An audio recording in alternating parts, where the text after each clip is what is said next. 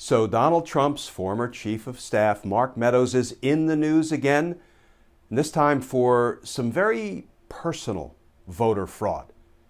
So I guess that would make today Wednesday in Trumplandia. Let's talk about that, because justice matters.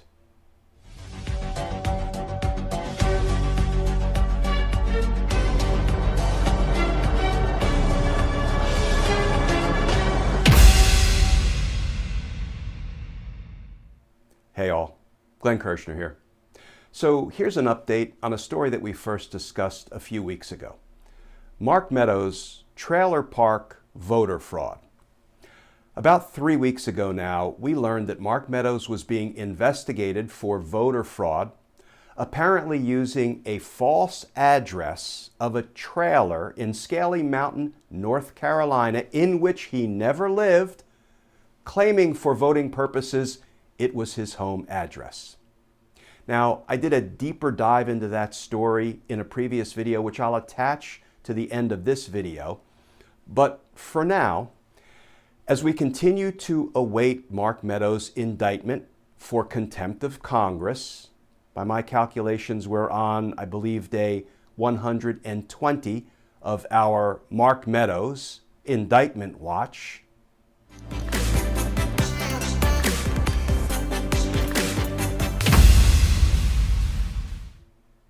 As we sit and wait for Mark Meadows to be charged, this might help pass the time.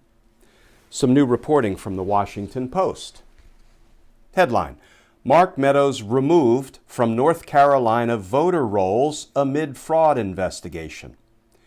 And that article begins, Mark Meadows, a former top Trump aide, has been removed from the voter rolls in North Carolina as the state investigates allegations that he committed voter fraud in the 2020 election, election officials said Wednesday.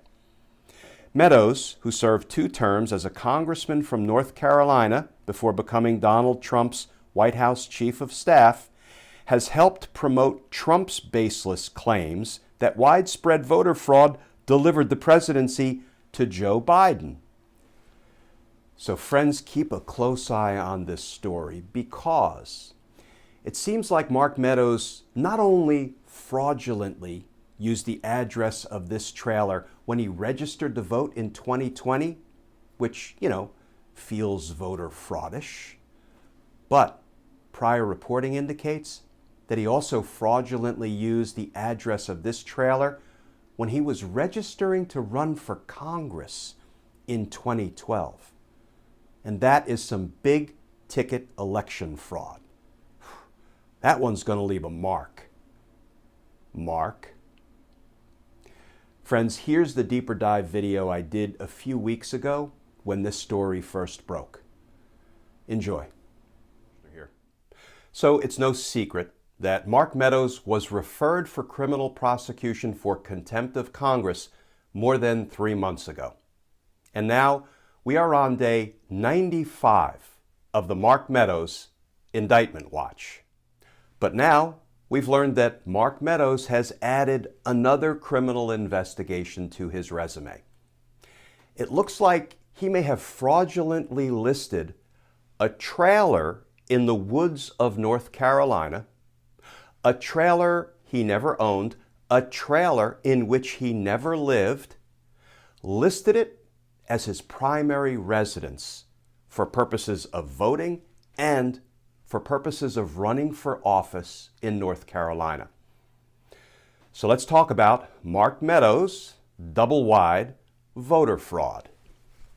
Here is the brand new reporting from the Washington Post.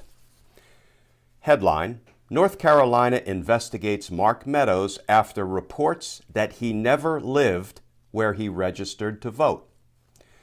And that article begins, state investigators in North Carolina are probing Mark Meadows over his voter registration after news organizations reported that the former White House chief of staff registered to vote in 2020 using the address of a mobile home he has never lived in. Anjanette Grube, Public Information Director for the North Carolina State Bureau of Investigation, confirmed to the Washington Post Thursday that the matter is under investigation.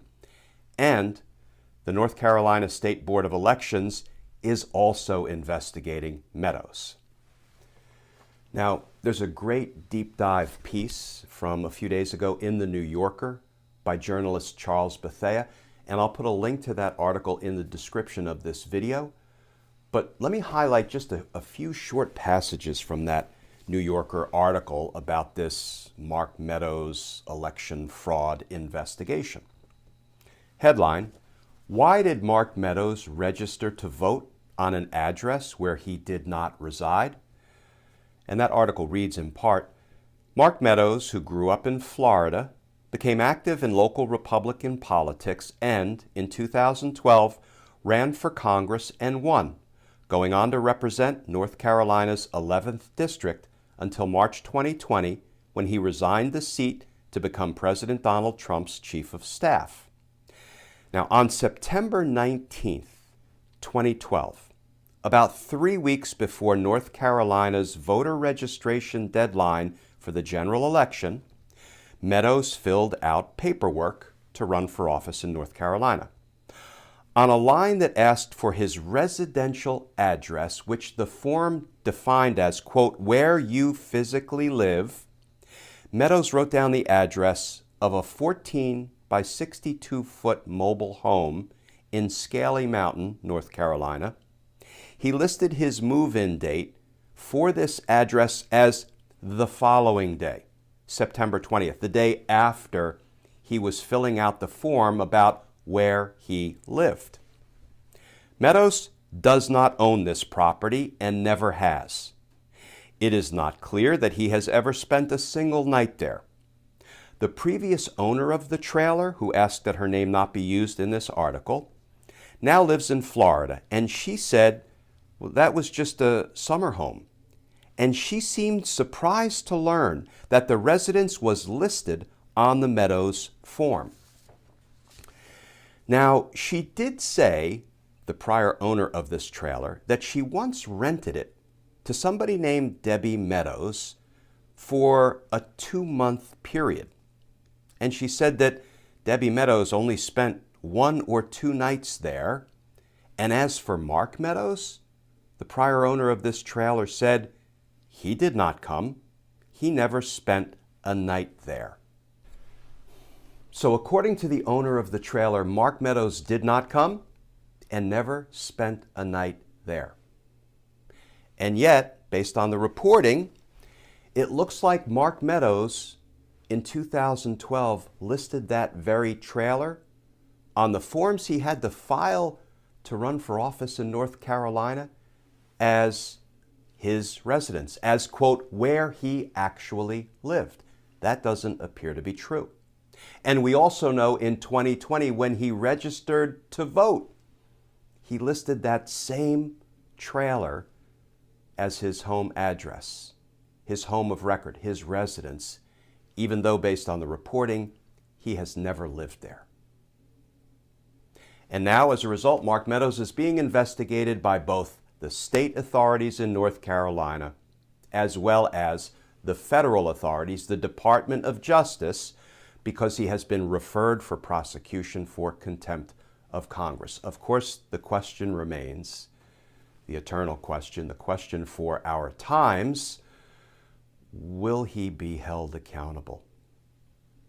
Will he be charged? Will he be indicted? Will he be prosecuted either in the state of North Carolina or federally for the crimes it sure seems like he committed? I have to believe he will, because I still have a hard time conceiving of living in a country where the Department of Justice has all of this evidence of criminal conduct by high government officials and does nothing. Because then we're going the way of Russia. We can't let that happen. Because justice matters. Friends, as always, please stay safe. Please stay tuned. And I look forward to talking with you all again tomorrow.